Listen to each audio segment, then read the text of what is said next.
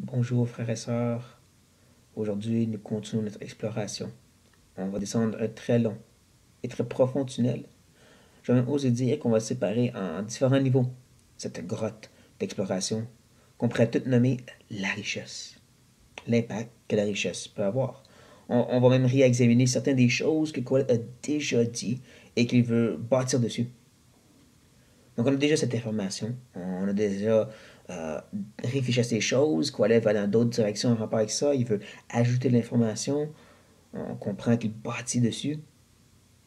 Mais puisque c'est un très long tunnel qui est devant nous, qui commence au verset 8 et qui termine au verset 20, et que je ne veux pas faire de trop longues vidéos, de trop longues capsules, on va séparer en trois parties.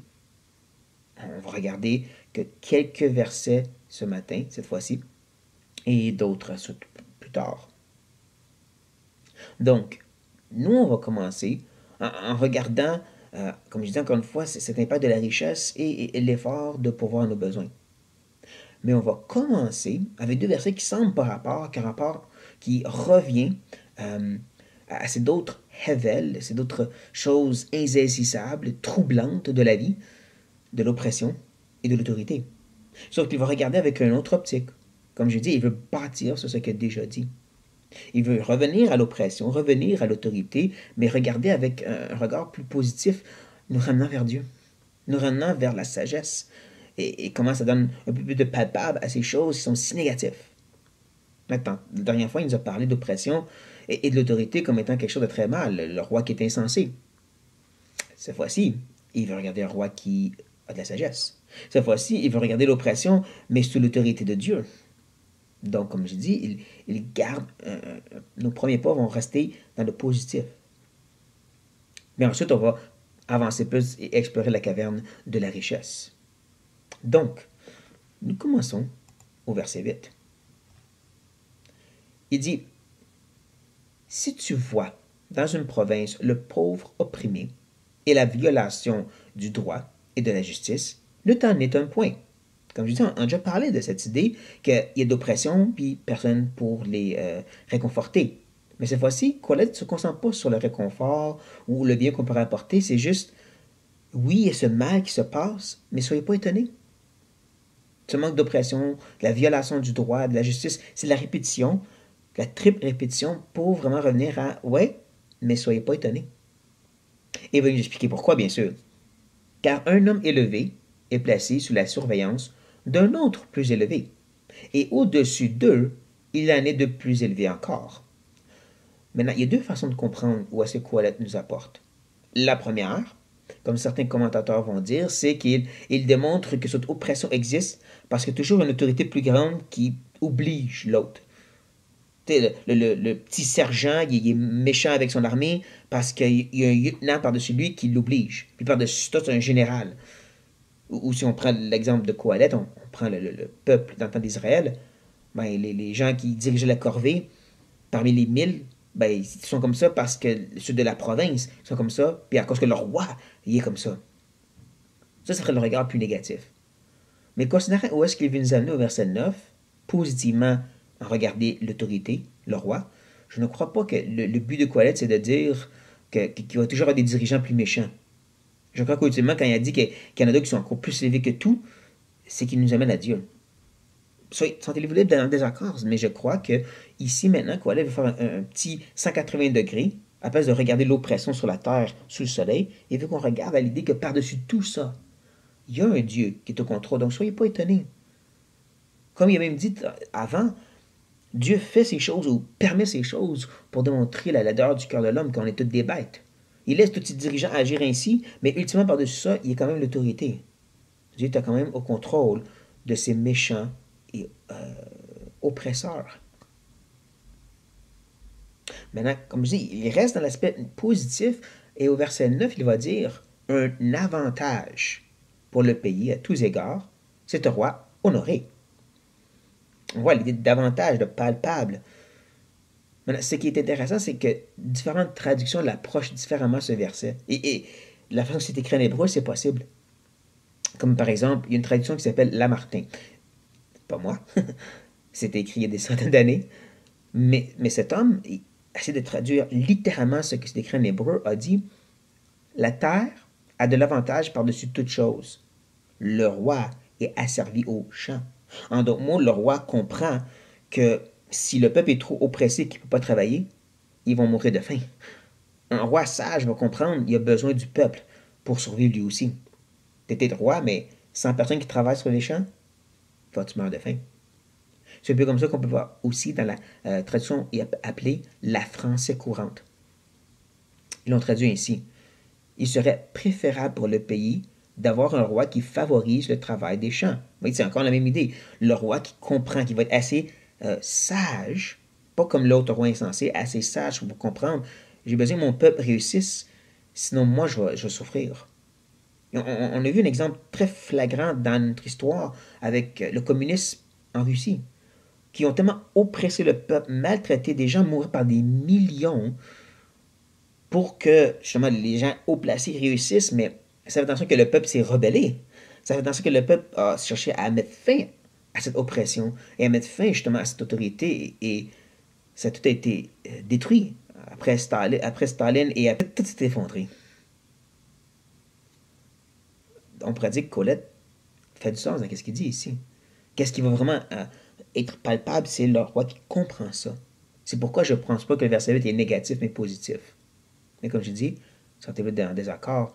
Le but, c'est quand même que Colette nous amène à cette idée, en prenant ce qu'il a déjà discuté, il nous amène à quelque chose de plus positif. Le roi qui a de la sagesse. Que l'oppression, c'est pas l'ultime chose qu'on regarde. Ayant réglé ceci, il va maintenant plus rentrer dans la profondeur, vraiment rentrer dans cette caverne, cette grotte qui est la richesse. Donc, il dit au verset 10 maintenant, celui qui aime l'argent n'est pas rassasié par l'argent, et celui qui aime les richesses n'en profite pas. Est-ce que vous voyez le parallélisme, comme j'avais dit, le fait de répéter la même idée mais avec différents mots? Premièrement, tu as l'idée d'aimer l'argent, puis tu n'es pas rassasié d'elle. Puis ensuite, tu as l'idée de tu aimes la richesse, puis tu n'en profites pas. Il dit la même chose. Maintenant, à ceci, on peut facilement ajouter les paroles de Paul, que l'amour de l'argent, c'est la racine de toutes sortes de maux. Ou les paroles du Seigneur Jésus, que tu peux aimer entre deux maîtres. Entre ces mammons, qui représentent justement l'idée de la richesse et du succès, ou c'est Dieu. Encore plus, quand Jésus a dit justement, où est ton trésor, le monde ou le ciel, là sera ton cœur. Colette fait juste exprimer la même sorte d'idée. Parce que comme je dis, la Bible, du début à la fin, c'est le même auteur, c'est le Saint-Esprit, puis il dit la même chose. Si ton amour, si ta passion, si ton désir, c'est d'avoir ces richesses, tu ne vas jamais être rassasié. Tu ne vas jamais pouvoir pleinement en profiter. Même que dans une certaine traduction, ça termine en disant il ne va pas goûter les fruits. Je trouve que c'est bien parce que ça revient du langage de ce temps, cette idée que la réussite, c'est ton champ. C'est de pouvoir goûter à ce que tu as produit. Et donc, c'est pas pour rien que Colette termine en disant c'est encore là, une vanité. On a passé du palpable qu'elle essaie de nous donner, même dans la négativité de l'oppression et de l'autorité. Il y a du palpable, il y a quelque chose, à maintenant quelque chose qui est totalement fumé, transitoire, hevel. Puis c'est ceux qui vivent que pour avoir. Arrêtez, ils vont jamais être satisfaits. C'est un peu comme M. Rockefeller, ce grand billionnaire d'il y a quelques années. Quand quelqu'un a demandé, c'est quand tu en auras assez, il a dit juste un peu plus. J'ai juste besoin un peu plus. Ils ne sont jamais rassasiés. Et là, il va continuer à développer cette idée, ce mal, ce hevel, en disant, quand le bien abonde, c'est que le mange abonde. Et quel avantage en revient-il à son possesseur, sinon qu'il le voit de ses yeux? Plus que tu as des choses, plus que tu réussis, on dirait que plus qu'il va y avoir de gens autour de toi. Pensez à ces vedettes, à ces gens qui deviennent des grands acteurs connus, qui ont un entourage d'amis, qui profitent d'eux. Ou des gens qui deviennent des grands joueurs de basketball, peu importe, ils ont plein d'amis autour d'eux qui profitent de leur richesse à eux. Et donc, cet avantage, ce palpable, Colette nous dit un petit peu en moquerie, en ironie, ben, ça va être de pouvoir voir d'autres profiter de leurs choses. Et c'est pour ça que j'aime dans la Sommeur. La Sommeur, elle termine en disant: et quel avantage en tire leur possesseur, si ce n'est le spectacle qu'il lui offre. Le spectacle de voir les gens profiter de ces choses à lui. Voilà le plus grand bénédiction que tu vas avoir, c'est voir d'autres profiter de tes choses à toi. Comme je dis, c'est un peu de l'ironie, c'est la moquerie que Quillette il fait. Il dit: tu veux, tu veux, tu veux. Et non seulement ça va être la fumée pour toi, mais pour d'autres personnes, ça va être du palpable. Ça, c'est le plus que toi, tu vas avoir. Tu vas bénir d'autres. Mais c'est pas que tu cherches nécessairement à les bénir. C'est ça la chose. Tu voulais profiter, mais tu pourras pas. Et donc, il nous amène ultimement à cette conclusion qui a une lueur d'espérance. Même si que seulement à la fin de notre recherche, de notre marche dans le tunnel, on va arriver à la lumière à la fin du tunnel. Un beau petit texte centré sur Dieu. Pour tout de suite au moins, dans ce premier niveau de la grotte, il y a une lueur d'espérance. Quelque chose qu'il a déjà discuté et qu'il va maintenant encore revenir dessus, car en tête, il en a déjà parlé. Et il va dire au verset 12, le sommeil du travailleur est doux, qu'il ait peu ou beaucoup à manger. Mais le rassasiement du riche ne le laisse pas dormir. Comme j'ai dit, on a déjà parlé de ceci. Celui qui, sa paume de main est remplie. En d'autres mots, il y a ce qu'il lui faut. C'est pas l'idée d'avoir le strict minimum. Parce qu'il me dit, ça peut être peu ou beaucoup. Peut-être une grande famille. Le Seigneur veut te faire des grandes choses avec toi. Peu importe, mais tu as ce qu'il te faut et tu peux aussi te reposer. Tu n'es pas en train de travailler pour avoir. Dieu te donne ce qu'il te faut parce que ce n'est pas ton Dieu. Ce n'est pas ta passion. Et donc, ça vient avec ce repos qui n'est pas juste l'idée de dormir, c'est l'idée que ça ne devient pas ta folie. Tu ne dis pas, il m'en faut juste un peu plus. Donc, tu peux vraiment te reposer. Contrairement à cette idée que celui qui veut, va jamais avoir ce rassasiement, ni ce repos donc. Tu vas juste en train de courir dans cette roue de hamster constamment, et t'essouffler, et finalement avoir une crise cardiaque. Puis t'as rien eu. T'as rien pu profiter. Comparé à celui qui fait ce qu'il a à faire, et que Dieu donne cette paume de main. Lui donne ce qu'il lui faut. Que ce soit beaucoup ou peu. C'est ça que j'aime. C'est pas juste d'avoir le strict minimum. Mais c'est l'idée que Dieu va pourvoir et que tu vas pouvoir donc te reposer de ton travail que tu as fait. Parce que ton but, c'était pas de faire. Tu ne cherchais pas à avoir un avantage, un gain palpable qui était des choses de ce monde. Le compte en banque, remplir tes greniers, pour utiliser encore un langage de ce temps. C'est pas ça. Donc, à cause que c'était pas ça, ben c'est pas devenu Hevel pour toi, c'est pas devenu du insaisissable. Tu voulais seulement pouvoir prendre et manger, ben tu as pu toujours prendre et manger. Contrairement à celui qui prend, qui cache, puis qui dit j'en veux plus, mais qui se tourne d'abord, puis c'est tout rendu la fumée. Parce que tu voulais juste accumuler. Voici où est-ce que Quillette en amène jusqu'à maintenant pour nous. Tout en se rappelant cet aspect positif qui a un certain gain si tu réalises que Dieu est au contrôle. Si l'autorité comprend qu'il a été placé là, mais qu'il vit des gens qui sont sous lui.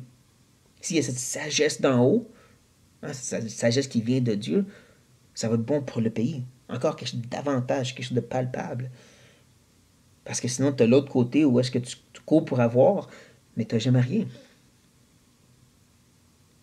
Maintenant, pour nous, les chrétiens, c'est supposé être clair, ceci. On a assez d'avertissements de l'Ancien au Nouveau. Pour les gens à qui, probablement, Quillette écrivait, des gens qui n'étaient pas des croyants, c'est provocateur, ceci. C'est dérangeant. Je vis pour avoir, puis ça donne rien. Mais ça devrait être aussi un bon rappel pour nous de regarder à Dieu, de se rappeler l'importance du contentement. Et dans tous les sens possibles. Je vais oser dire, même quand on parle de ministère, ce contentement, qui ne cherche pas toujours faire, puis avoir. Il faut que j'ai le plus gros ministère possible. La paume de main.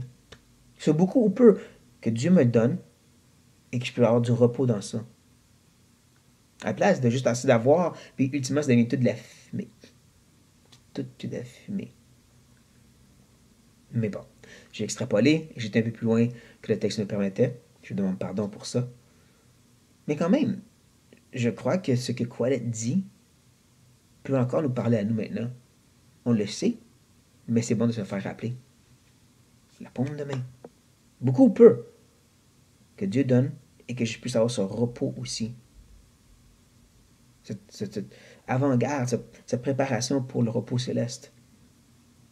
Sur ce, frères et sœurs, soyez bénis.